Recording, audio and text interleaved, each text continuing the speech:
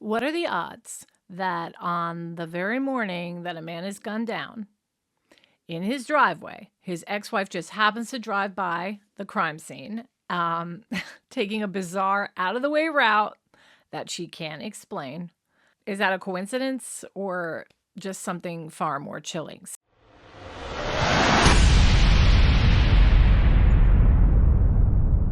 I have some information I want to give you about Wendi Adelson and her trip to the crime scene that I really think maps it out. And I don't think too many people have really mentioned it the way I'm about to mention it. So I just hang out with me. So let's just first go through this, okay?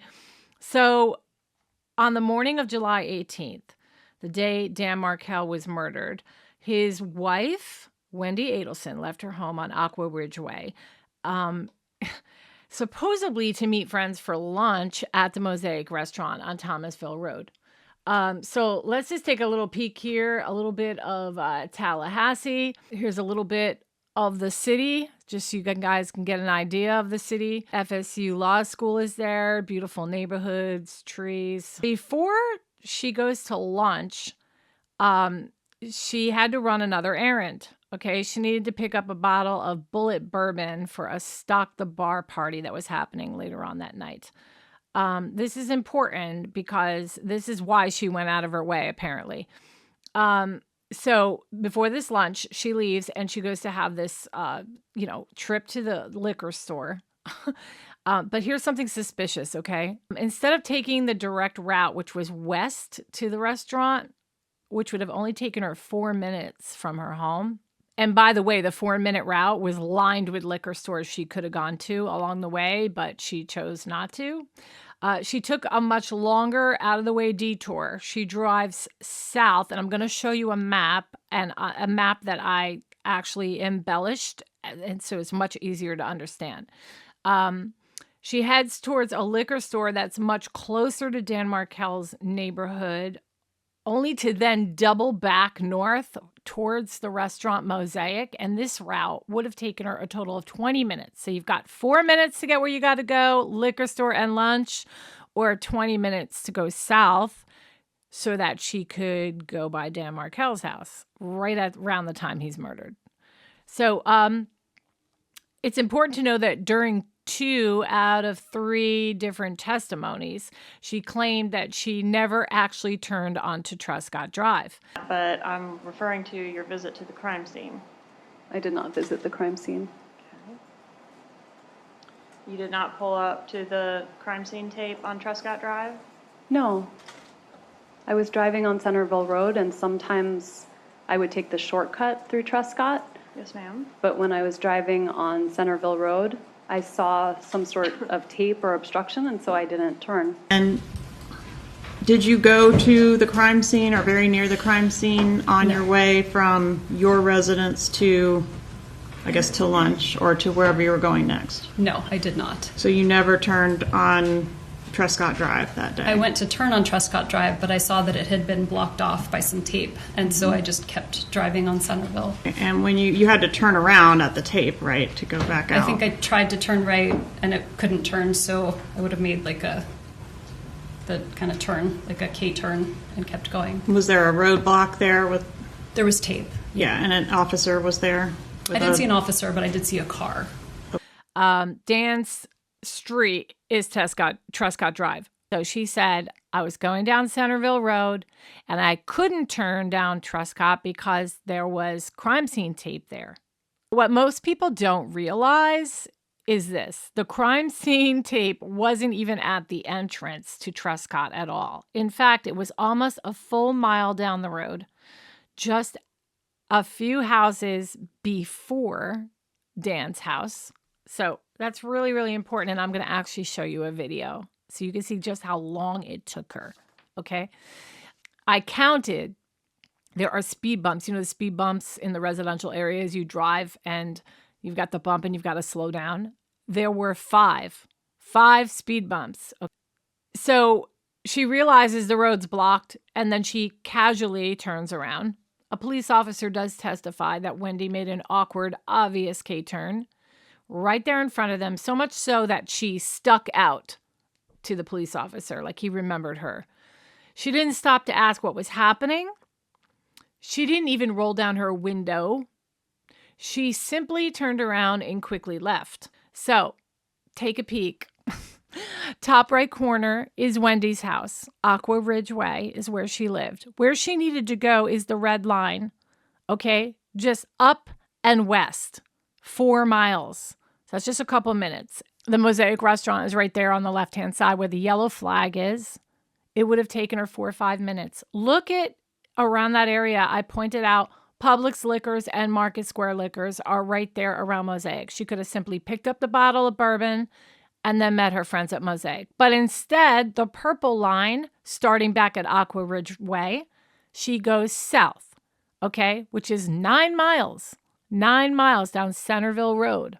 She goes all the way down, and it's a right-hand turn onto Truscott. Let's stop right there, because she says, when she's on the stand, that she couldn't turn onto Truscott because the crime scene tape and police officers were right there where that X is, and that is simply not true. She made a right-hand turn, and from the X over to where the red flag is, which is Dan's house, is 1 mile.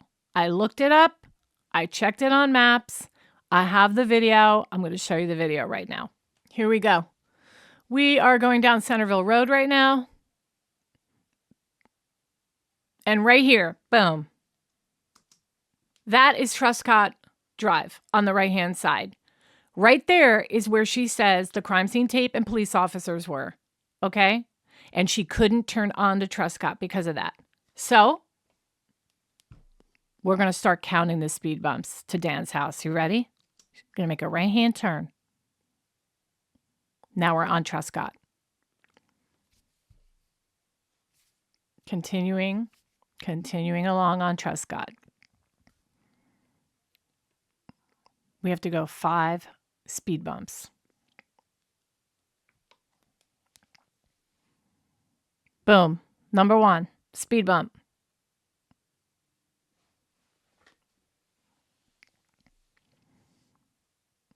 Beautiful neighborhood.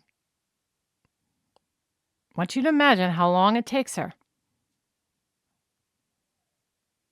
2 speed bumps.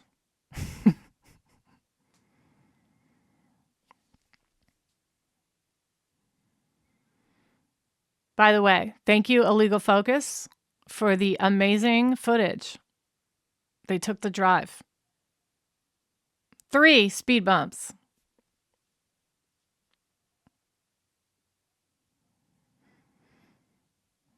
It's quite a ways. Don't forget, she said the crime scene tape was way back there when she had to make that turn. 4 speed bumps.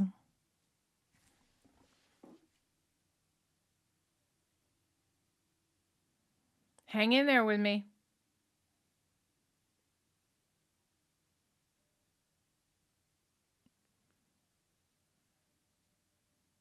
Yep.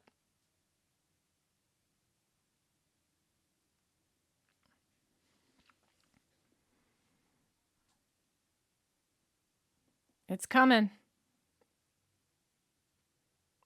Here comes that other speed bump. And I'm going to pause it right there. This is where the crime scene tape was at.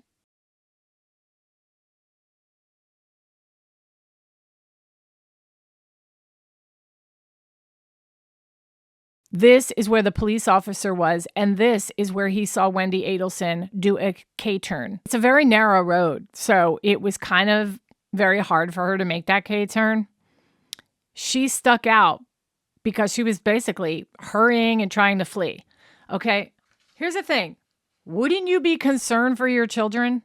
He was the last person to have custody of the kids that night, the night before. It was his scheduled visitation time. And that was something that Wendi would have known that morning. But wouldn't you be concerned also? What about your ex-husband? I mean, wouldn't most people want to at least check he was okay, despite the fact that he's your ex? I would. I mean, especially if I was married to him for years, many years. I think she was married to him for like 10 years. Why wouldn't you want to be like, hey, you know, yeah, we have our issues. We have our problems. But, you're the father of my children. I slept next to you for 10 years. How about hanging your head out the window and saying, hey, is everything okay here? Yeah. Okay. Not done yet. So now here's the final speed bump. This is where the tape was. And now it's going to continue to dance house. Ready?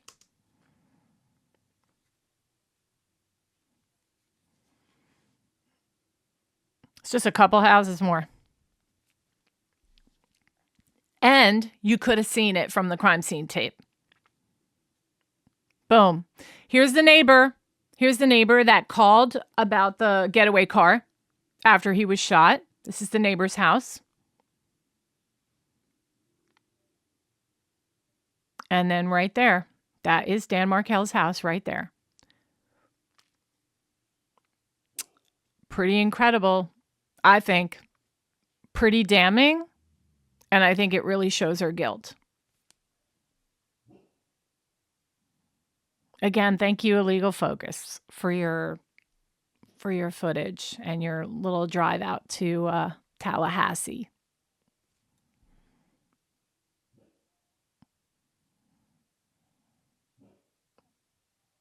Makes me so sad. Hit the subscribe button below and make sure you like, share, comment, and join Jocelyn and I on our next live podcast of Moms for Justice. Thanks for joining me.